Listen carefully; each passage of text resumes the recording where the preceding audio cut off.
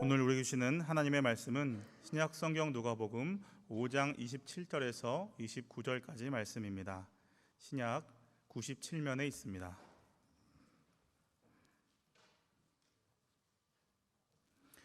하나님 말씀을 봉독하겠습니다.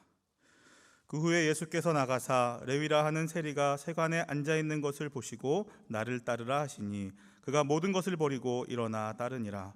레위가 예수를 위하여 자기 집에서 큰 잔치를 하니 세리와 다른 사람이 많이 함께 앉아 있는지라. 아멘.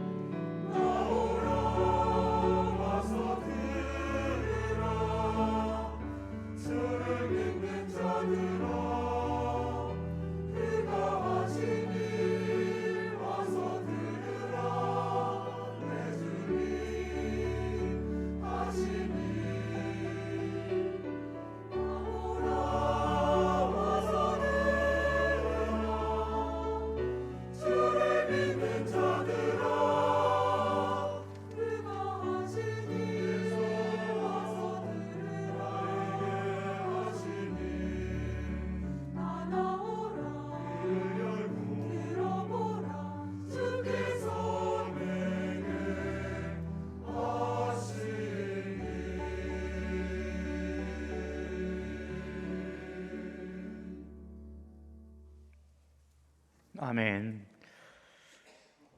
오늘 주님전을 찾으신 여러분들과 여러분들 그 가정 위에 하나님의 크신 은혜와 축복이 함께 하시기를 주님의 이름으로 축원합니다. 우리 옆에 계신 분들하고 인사할까요? 옆자리에 앉아주셔서 정말 감사합니다. 이렇게 인사하죠. 일전에 한 대기업의 신입 매니저 교육 영상을 제가 본 적이 있는데요. 매니저로 발령을 받은 신입들이 이제 한 자리에 모여 있고 강사로서는 그 회사의 영업본부장이 나섰습니다.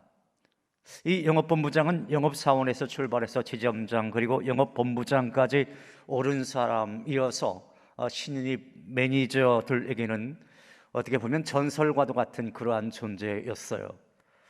이분이 간단한 인사를 마친 뒤에 칠판에 이렇게 써내려가는 것이었습니다. 사람은 변하지 않는다. 그리고 이 문구를 설명하면서 이렇게 말하는 것이었습니다. 우리 회사의 근본 철학은 사람은 변하지 않는다에서 시작합니다. 그리고 우리는 사람을 변화시킬 그 어떤 능력도 없습니다. 즉 여기 계신 신입 매니저분들의 역할은 성공할 만한 능력을 가진 사람을 채용하는 것입니다. 다시 말씀드립니다. 사람은 변하지 않습니다. 그렇게 강의를 하는 거예요. 여러분은 이 견해에 대해서 어떻게 생각하시나요? 저는 처음에 이 영상을 보고 좀 놀라웠어요. 어떻게 영업본부장이라고 하는 사람이 저런 강의를 할 수가 있겠나? 신입 매니저를 대상으로 하는 그 교육이라고 하면 어떻게 그 그 직원들을 잘 변화시켜 나갈 것인가, 이 문제에 대해서 이 영업본부장이 다루어야 되지 않겠는가 생각을 했습니다. 그러나 이 영상은 아예 사람은 변하지 않는다, 그러니 사람을 잘 훈련시키려고 하지 말고 아예 잘할 수 있는 인재를 영입하는데 역점을 두라라고 하는 것이었습니다. 제 생각을 완전히 뒤엎는 것이어서 무척이나 놀랐습니다. 그런데 알고 보니까 경영학에서나 교육학에서는 이미 이런 사실이 이 보편적인 원리처럼 받아들여지고 있는 것을 볼 수가 있었습니다. 이 한양대학교 국어교육학과의 이 정재찬 교수라고 하는 분이 있는데요, 이분이 쓴 아주 유명한 책이 있습니다. 우리가 인생이라 부르는 것들이라고 하는 그 책이 있는데요, 그 책에서 저자는 교육자가 지녀야 할 가장 중요한 신념과 지혜에 대해서 이렇게 말하고 있습니다. 교육자가 지녀야 할 가장 중요한 신념은 사람은 변한다 라고 하는 믿음이고, 교육자가 꼭 갖고 있어야 할 지혜는 사람은 잘 변하지 않는다라고 하는 사실이다. 그러면서 이분이 이런 말을 덧붙이더라고요. 그렇기 때문에 변할 수 있다라고 하는 믿음으로 아이를 대하고 쉽게 변하지 않는다며 조바심 내지 말고 기다려 주어라. 역시 교육학자다운 그러한 설명이었습니다. 제가 그 책을 읽고 가만히 생각을 해보니까 정말 사람은 쉽게 변하지 않는 것 같았습니다. 제가 목회를 하다 보니까요, 아무리 신앙생활 오래 한 분이라 할지라도 사람의 이 본성이라고 하는 것이 쉽게 변하지 않는 모습을 수없이 많이 지켜본 것 같습니다. 특히 나이가 들면 들수록 본인의 인생에 대한 어떤 그 가치관이 이제 굳어지기 때문에 정말 변화되어지기 어려운 것 같습니다. 왼손잡이가 오른손잡이 되는 것, 그거 쉽지 않은 것처럼 말입니다. 그렇다면 성경은 이 문제에 대해서 과연 어떻게 말하고 있을까요? 한마디로 말하면 성경도 대체로 그러한 생각에 동의를 합니다. 네, 조금 더 확실하게 말해본다면 사람은 스스로 변하지 못한다라고 할 수 있겠습니다. 한번 따라해 볼까요? 사람은 스스로 변하지 못한다. 이 사람은 스스로 변하지 못한다라고 하는 거예요. 하나님을 등진 사람은 계속 하나님을 등진 채 살아가더라.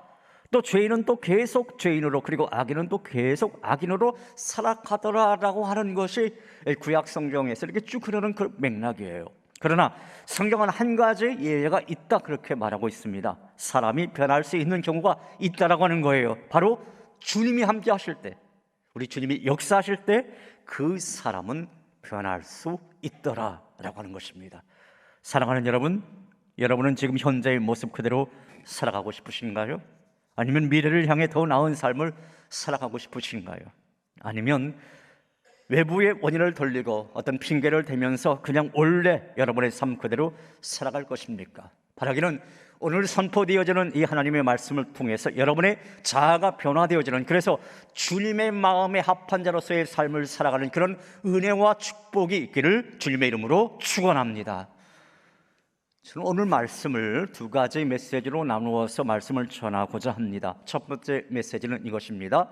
왼손잡이가 오른손잡이 되는 것이 쉽지 않지만 주님의 부르심에 응답하면 가능하다라고 하는 것입니다. 주님의 부르심에 응답하면 그것이 가능하더라라고 하는 거예요. 제가 한번 문제를 여러분에게 내볼까요? 전 세계 70억의 인구가 있습니다. 70억의 인구 중에서 왼손잡이가 한 몇 명이나 될까요? 몇 퍼센트 정도가 될까요? 여러분 생각에. 네, 어렵죠?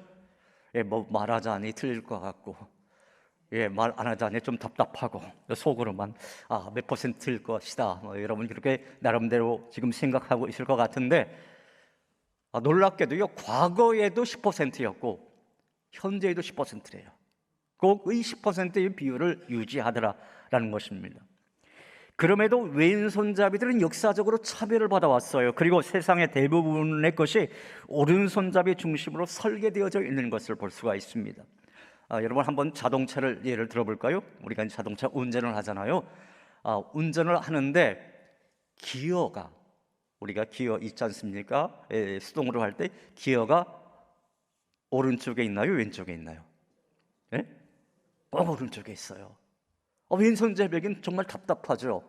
왼손으로 쓰는 것이 능숙한데 이 오른쪽에 있으니까. 그런데 오른손잡이가 정말 유리하게 모든 것이, 대부분의 모든 것이 그렇게 설계되어져 있습니다. 그래서 이제 지금은 꼭 그렇지는 않지만 제가 어렸을 적만 해도 그 왼손으로 무엇인가 하려고 하면 꼭 어르신들이나 아니면 이 초등학교 때는 선생님도 혼을 내고 했던 그런 기억이 있어요. 왼손으로 글씨를 쓰려고 해도, 왼손으로 무언가를 잡으려고 해도 왼손 말고 오른손으로 해야지, 그런 소리를 저뿐만 아니라 여러분도 많이 들어왔을 것입니다.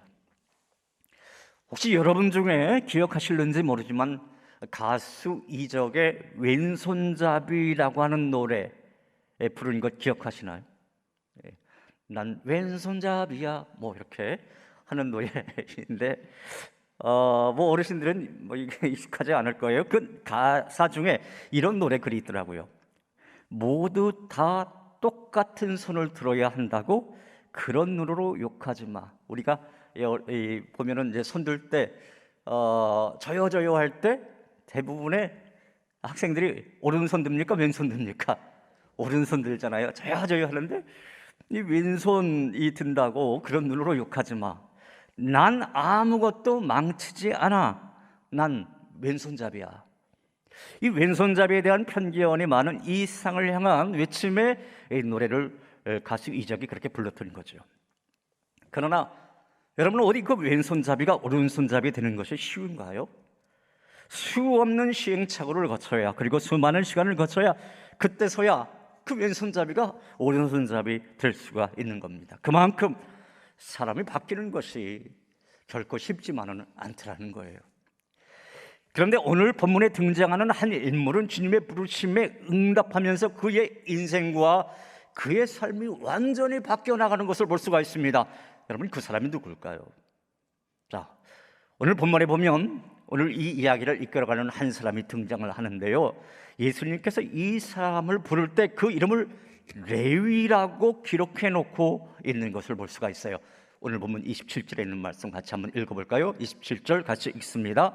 그 후에 예수께서 나가사 레위라 하는 세리가 세관에 앉아 있는 것을 보시고 나를 따르라 하시니. 여기 한 사람의 그 이름이 등장하는데 바로 레위라고 하는 이름이 등장하잖아요. 그런데 같은 공관복음인 마태복음에 보면 여러분 무엇이 바뀌어 있는지를 여러분이 발견해 볼 수가 있을 것입니다. 무엇이 바뀌었는지 한번 찾아보세요. 자, 함께 자막을 보면서 마태복음 9장 9절에 있는 말씀 같이 한번 읽어보실까요? 예수께서 그곳을 떠나 지나가시다가 마태라 하는 사람이 세관에 앉아 있는 것을 보시고 이르시되 나를 따르라 하시니 일어나 따르니라. 전체 줄거리 내용 다 똑같습니다. 그런데 바뀐 것이 하나가 있어요. 무엇이 바뀌었죠, 여러분? 이름이 바뀌었죠, 그렇죠? 레위라고 하는 이름이 무엇으로 바뀌었습니까? 마태라고 하는 이름으로. 학자들은 이 마태복음이 마가복음이나 누가복음보다 늦게 쓰여져 있다라고 봅니다. 게다가 이 마태복음의 저자는 누구인가요? 바로 마태 자신이잖아요. 자, 그렇다면 누가복음에 기록된 이 레위가 훗날 이름을 바꾼 것으로 볼 수가 있습니다. 원래 레위였는데 마태가 자신이 기록한 그 마태복음에는 레위라고 하는 이름을 쓰지 않고 마태라고 하는 이름을 쓴 거예요.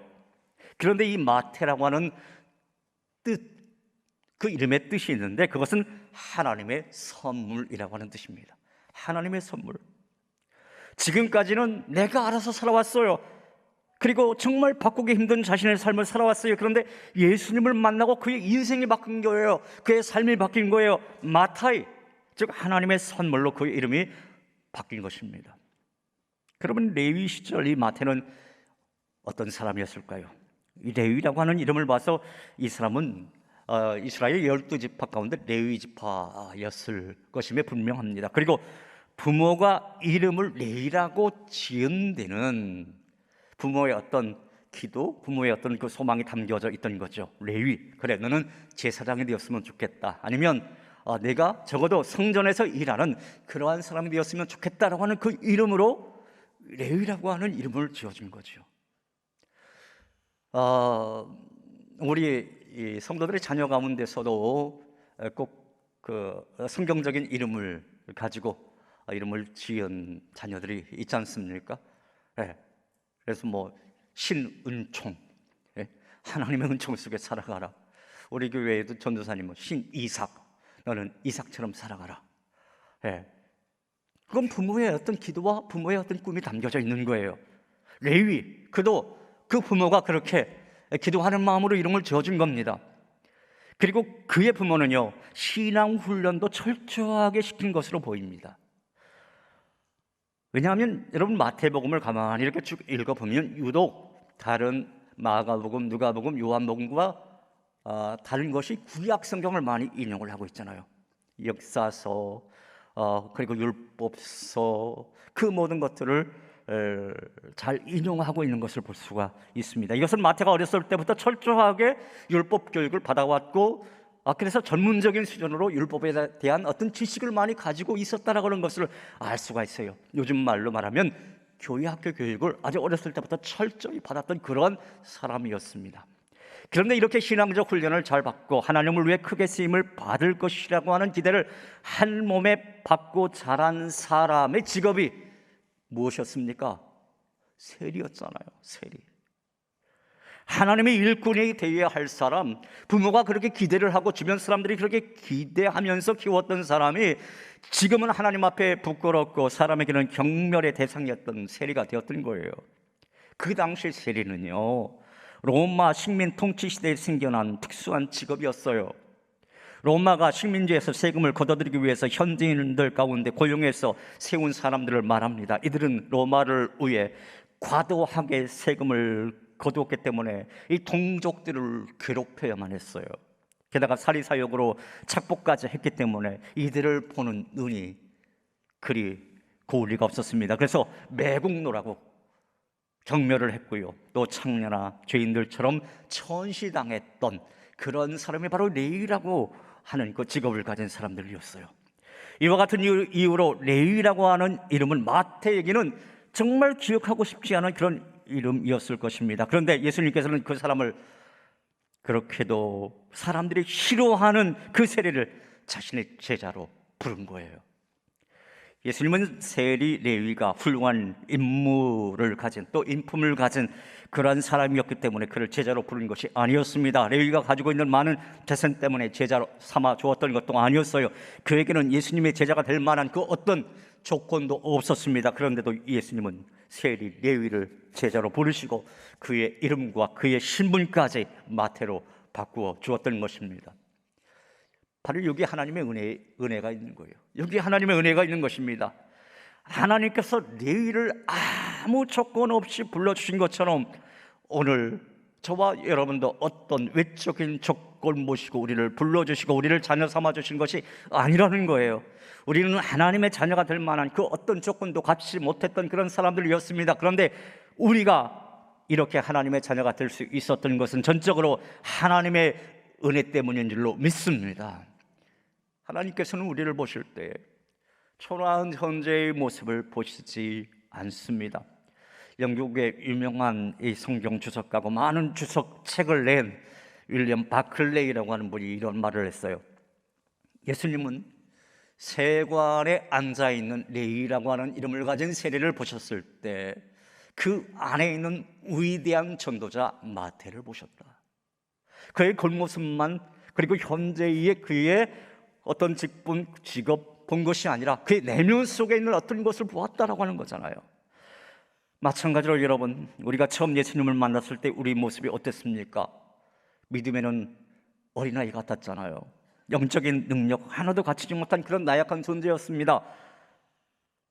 주일날 예배당에 오는 것이 마치 소가 도살장으로 끌려가는 것만 같이 그렇게도 발걸음을 옮기기가 참으로 어려웠습니다. 기도를 하려고 해도 무엇을 어떻게 기도해야 되는지 몰라서 제대로 입술을 뗄 수도 없었지 않습니까? 헌금을 하려고 하면은 손이 부들부들 떨릴 뿐만 아니라 헌금을 드리는 어떤 감사와 감격 몰랐습니다. 그런데 이제는 그때와는 많이 여러분의 모습이 달라져 있지 않습니까? 제법 믿음을 가진 사람처럼 살아갑니다. 나도 모르는 사이에 예수님의 향기를 드러낼 때가 많아졌습니다. 예배를 드리거나 기도를 드리거나 또 헌금을 할 때에도 이제는 어떤 기쁨이 있습니다. 교회에 온다는 것, 그 시간이 기다려지기도 합니다. 그것이 다 우리의 믿음이 그만큼 자랐다고 하는 것을 말해주는 거예요.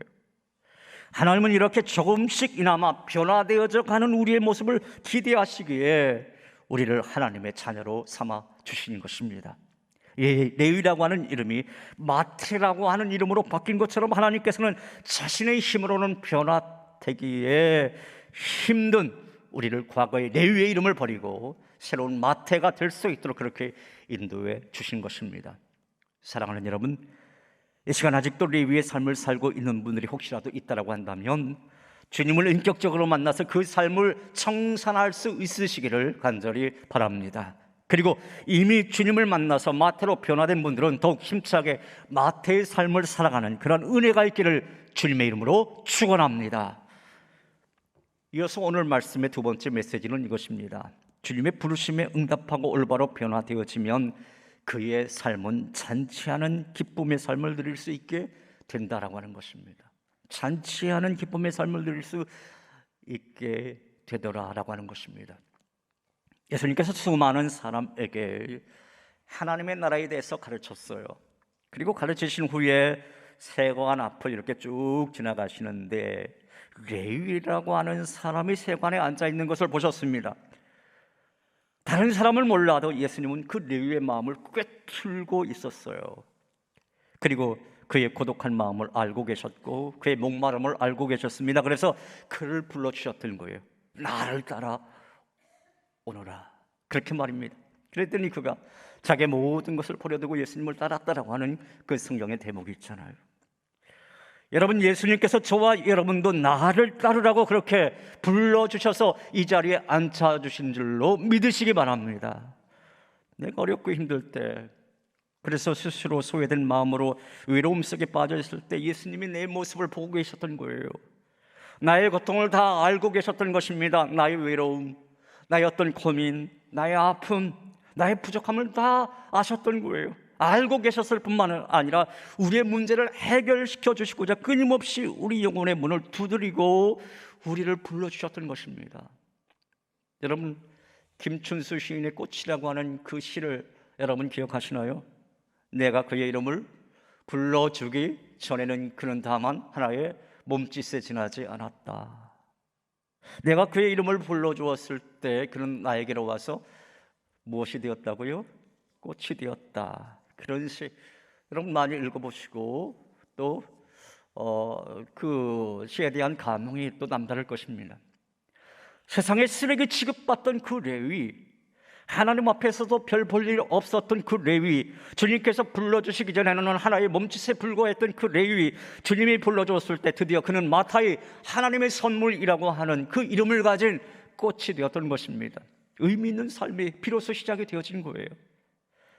주님께서 그의 이름을 불러주었을 때 그 영혼이 살아나고 그 영혼이 힘을 얻고 그 영혼이 생명을 얻게 되었습니다. 레위는 상한 영혼을 가지고 있었어요. 비록 육신적으로는 모자람이 없었고 물질도 넉넉한 그런 삶을 살아왔지만 그의 삶은 그리 행복하지 않았습니다. 그런 상한 심령을 주님께서 부르시고 만져주시고 고쳐주셔서 제자 삼아주셨던 거예요.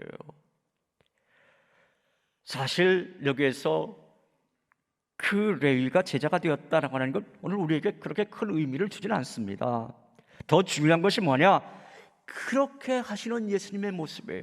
그렇게 하시는 예수님의 모습, 예수님의 부르심, 고쳐주시는 예수님의 손길, 이것이 중요한 거죠.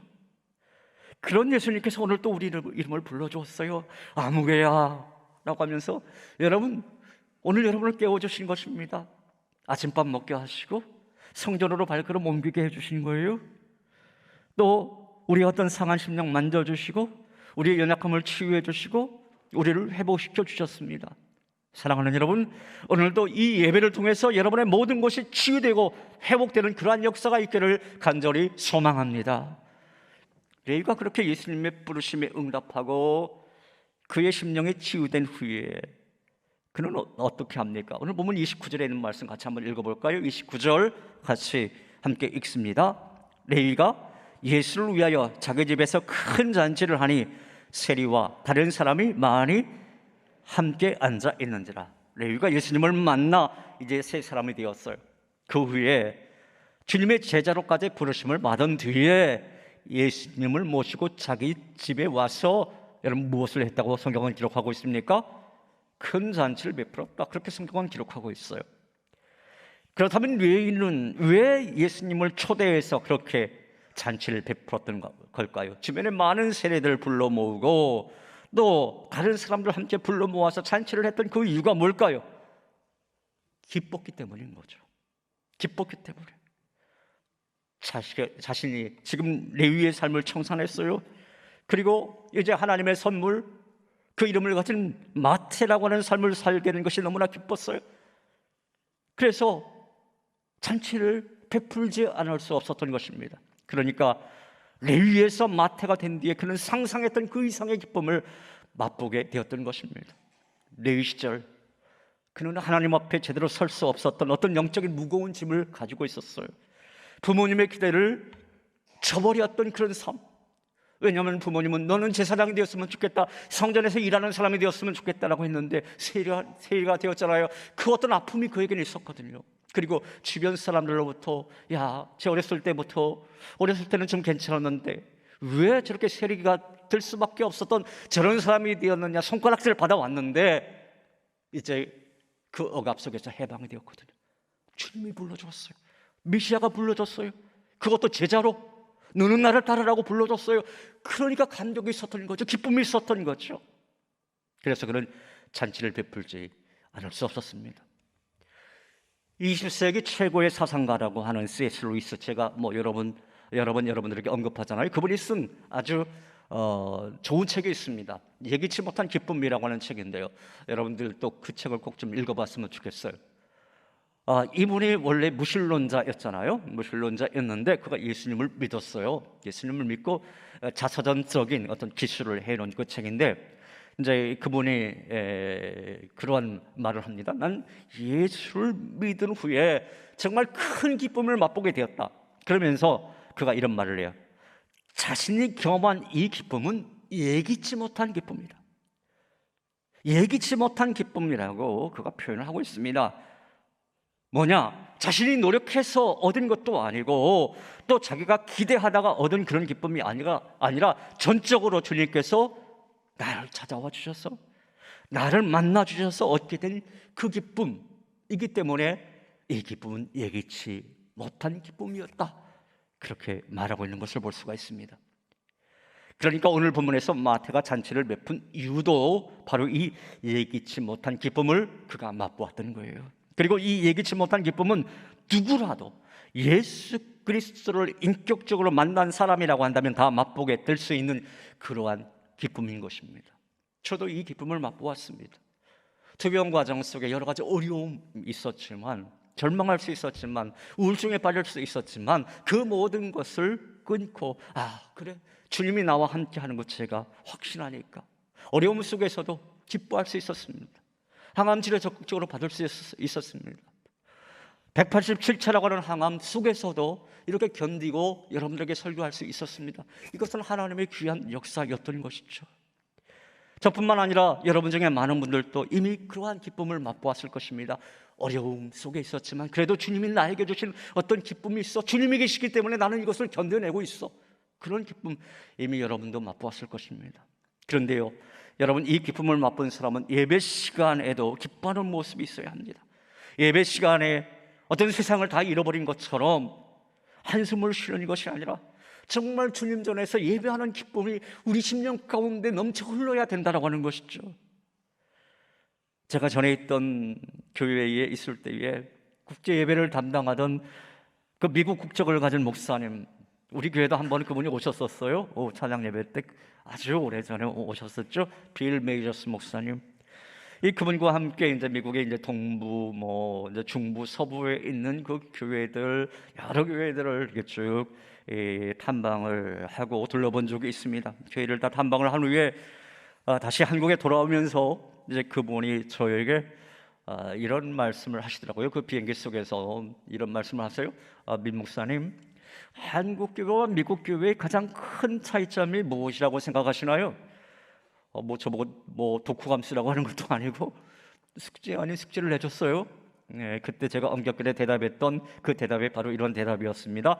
미국에 있는 교인들은 예배 드릴 때 참 많이 밝아 보이더군요. 제가 이런 말을 했어요. 미국에 있는 교회 교인들은 참 밝아 보이더라고요. 예배가 축제 같아요. 예. 그냥 예배가 어떤 그 형식에 얽매여 있는 것이 아니라 자유로워요. 손 들고 찬양하고 싶은 사람 손 들고 찬양하고, 아멘하고 싶은 사람들 아멘하고, 정말 그 예배 드릴 때 그 모습이 보면 행복에 빠져 있는 것 같아요. 그 대답에 그 빌 메이저스 목사님이 저에게 그런 말을 하시더라고요. 목사님, 맞아요. 제가 한국에 처음 왔을 때 한국교회 예배 드리는 모습이 너무나 엄숙해서 장례식에 온 줄 알았어요. 미국 교회는 예배가 잔치집 같거든요. 그런 말씀을 하시는 소리를 들었습니다. 여러분, 우리 그리스도인들은 예기치 못한 기쁨, 이 세상 사람들이 알 수도 없고 상상할 수도 없는 그런 기쁨을 이미 맛보았던 그러한 분들 아니겠습니까? 그리고 이 예배라고 하는 것은요, 그 기쁨을 재현하고 더욱 풍성하게 드리는 그런 자리인 것 같아요. 우리가 누구에게 예배를 드립니까? 사람에게 보이기 위해서 이 예배 드리는 것이 아니라 하나님께 예배를 드리는 거잖아요. 내가 아버지 집에 왔어요, 하나님 집에 왔어요. 그 자체가 얼마나 기쁘고 감사합니까? 그리고 내가 하나님과 은혜로 접촉을 합니다. 예, 내가 기도하면서 이 기도 하나님 들어주실 거야. 내가 찬양하는데 이 찬양 하나님이 기쁘게 받아주실 거야. 감사가 있어야죠. 기쁨이 있어야죠. 은혜가 있어야죠. 말씀을 들을 때 저 말씀은 나에게 주시는 하나님의 그 귀한 말씀이야. 그렇게 받으니까 기뻐하지 않을 수가 없는 거죠. 사랑하는 여러분, 바라기는 이미 이 예배의 기쁨을 맛보신 분들은 예배 현장에서, 그리고 여러분의 삶의 자리에서 이 기쁨을 재현하시고 또 나누시는 여러분들 되시기를 간절히 바랍니다. 그러나 아직 이 기쁨을 모르고 계시는 분들은 속히 예배를 통해서 주님을 만나셔서 이 예기치 못한 기쁨을 맛보시고 더불어 삶 속에서 잔치하는 기쁨의 삶을 누리시는 그런 은혜와 축복이 있기를 주님의 이름으로 축원합니다. 이 시간 함께 찬양했으면 좋겠어요. 나를 지으신 주님이라고 하는 찬양, 여러분 아시죠? 나를 지으신 주님, 내 안에 계셔. 처음부터 내 삶은 그의 손에 있었죠. 이 찬양 우리 같이 한번 불러볼까요?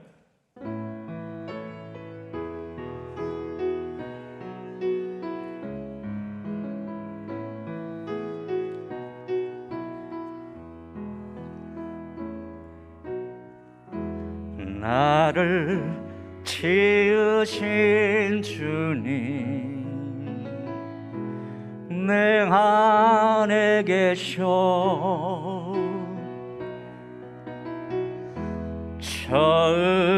처음부터 내 삶은 그의 손에 있었죠. 다시요. 나를 지으신 주님, 나를 지으신 주님, 내 안에 계셔.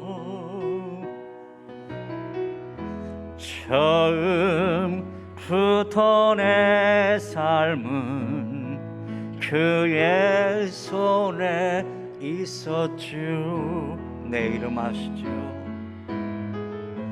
내 이름 아시죠?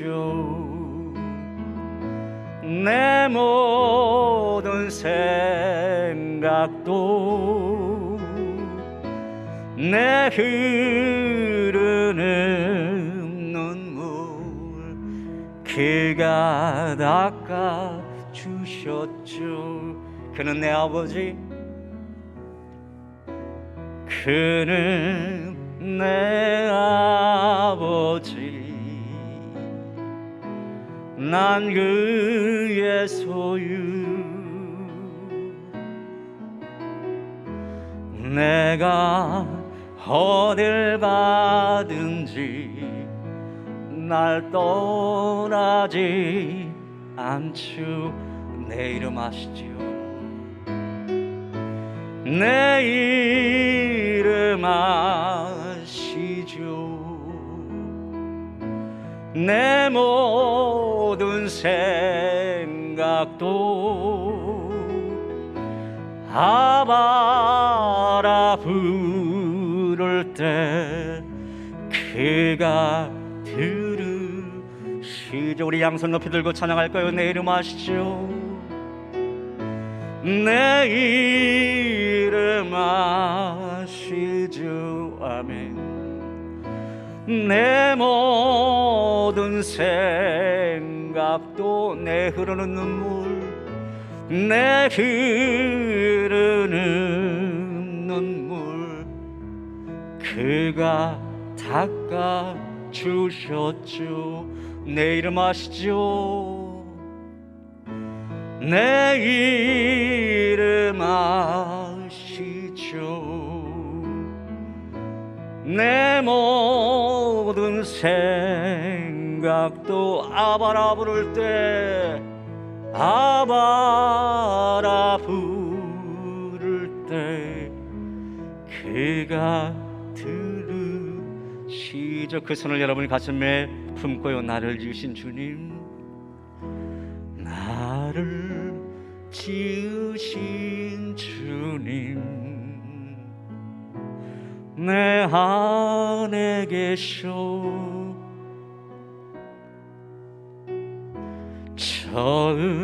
처음부터 내 삶은 그의 손에 있었죠. 할렐루야, 할렐루야. 여러분, 하나님께서 여러분을 지어주신 줄로 믿으십니까? 우리는 누구 안에 있는 것입니까? 주님 안에 있는 거잖아요. 주님 안에.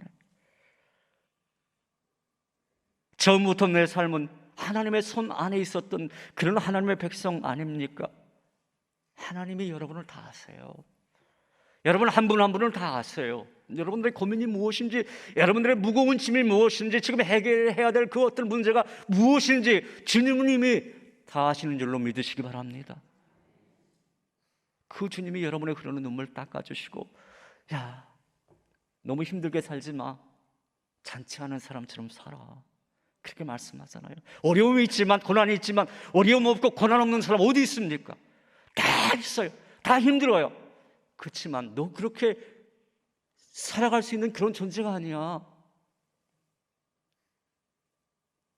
세리라고 하는 직업을 가진 그런 사람처럼 살아가지 마. 너는 마타이야. 하나님의 선물 같은 그러한 귀한 존재예요. 하나님이 여러분을 그렇게 불러주었거든요. 하나님이 여러분을 그렇게 이 예배 자리에 불러줬거든요. 세워줬거든요. 무엇을 염려하세요? 무엇에 그렇게 눈물겨워하시나요? 무엇에 그렇게 불평투성인가요? 주님이 계시는데, 주님이 다 아시는데. 다국적 기업, 대표적인 기업 코닥이라고 하는 기업 여러분 아시죠? 오랫동안 이제 필름 시장 주도해온 그런 기업, 세계 3분의 2 그 시장을 그렇게 지배했던 그런 기업이 도산을 했어요. 왜 도산을 했어요? 전환하지 못했기 때문에, 아날로그를 그대로 고수했기 때문에. 아, 우리는 세계 3분의 2 시장을 우리가 가지고 있는 사람이야, 그렇게 자신만만했었어요. 그런데요, 놀라운 사실은, 흥미로운 사실은 1975년 이 디지털 카메라 기술을 세계 최초로 개발한 그 기업이 바로 이 코닥이라고 하는 기업이었어요. 그런데 안주하고 있었어요. 그대로 안주하고 있었어요. 왜? 3분의 2를 가진 그런 지배력을 가진 기업이니까 변화되지 못했어요. 변화돼야 되는데 변화하지 못했어요. 그러다가 도산하고 말았습니다. 여러분, 우리들도 마찬가지입니다. 저와 여러분, 주님이 불러주셨잖아요. 왼손잡이가 오른손잡이 되기 어려운 그런 삶인데도 주님이 불러줬어요. 하나님의 사람으로 만들어줬어요. 그런데 나는 하나님의 사람이야, 그 생각 가지고 그대로 안주하고 있다면요, 그것은 이 세상에서 우리가 손가락질 다시 받을 수밖에 없는 그러한 무능한 그리스도인이 될 수밖에 없습니다. 우리 또한 내가 다시 새로워져야지, 내가 다시 변화돼야지, 내가 정말 주님을 닮아가는 그런 하나님의 사람이 돼야지, 그런 마음이 우리 가운데 있어야 되는 것입니다. 사랑하는 여러분, 오늘 이야기의 주인공 마태는 우리에게 숨겨진 보석과 더 소중한 아주 귀한 교훈을 우리에게 말해주었어요. 그는 변화된 삶을 살았습니다. 그는 기쁨을 누리며 사는 삶 우리에게 보여주었습니다. 그리고 늘 끝까지 주님을 따르고 후에 이 성경 마태복음이라고 하는 책을 기록한 그러한 놀라운 사람이 되었어요. 저는 여러분이 그러한 삶 살아가기를 바랍니다. 세리 같은 그런 삶 살았을지라도 이제 여러분들 정말 주님을 만났으니까 주님 안에서 변화되어지는 그런 마타이 같은 하나님의 선물과 같은 그러한 귀한 존재로 사용되고 쓰임받는 그런 은혜와 축복이 여러분 가운데 있기를, 또 여러분 가정 가운데 있기를 주님의 이름으로 축원합니다. 하나님 아버지 감사합니다. 오늘 저희를 이렇게 불러주시고 저희를 세워주시고 하나님 말씀 듣게 하여 주시니 감사합니다. 우리도 한때는 세리와 같은 그러한 존재였지만 하나님께서 우리를 불러주셔서 마태와 같은 그런 하나님의 선물과 같은 존재로 이끌어 주신 줄로 믿습니다. 주님, 그에 걸맞는 삶을 살아갈 수 있도록 인도하여 주시옵소서. 절대로 신앙에 안주하지 아니하고 새롭게 변화되고자 몸부림칠 수 있는 하나님의 자녀로서 부름받은 존재로서 그렇게 살아가려고 애쓰는 우리 모두 다 되게 하여 주시옵소서. 예수님 이름으로 기도하옵나이다. 아멘.